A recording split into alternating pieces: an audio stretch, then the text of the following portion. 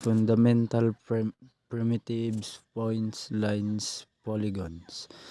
Fundamental primitives is geometry typically include points, lines, and polygons. Points are basic entities with no size or shape. Lines are straight or curved paths with infinite length, and polygons are closed shapes formed by connecting line segments. History of fundamental.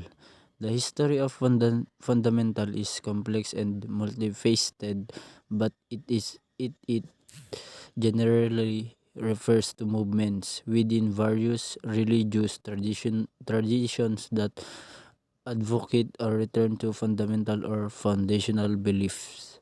Types of fundamental primitives: mathematics, computer science. Building complex object with meshes. Building complex objects with meshes can be quite intricate but also rewarding.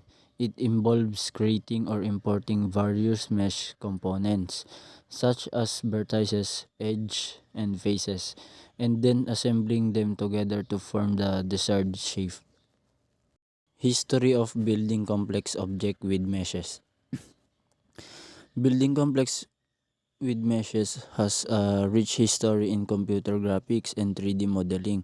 It traces back to the early days of computer-aided design (CAD) and computer graphics in the 1960s and 1970s. Initially, simple geometric primitives like cubes, spheres, and cylinders were used to represent objects in 3D space. Types of building complex object with meshes: modular construction, subdivision modeling, Boolean operations, sculpting, retopology.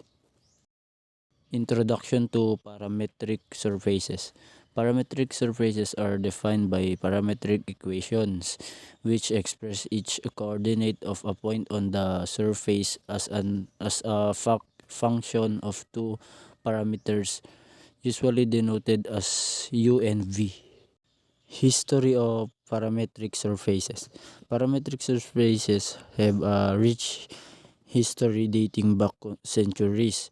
They were first introduced as a mathematical concept to describe curves and surfaces in space using parameterized equations. Progress of parametric surfaces. The progress in parametric surfaces involves advancement in mathematical modeling, computational techniques, and applications in various fields like computer graphics, engineering design, and scientific visualization. Types of parametric surfaces: plane, cylinder, at torus.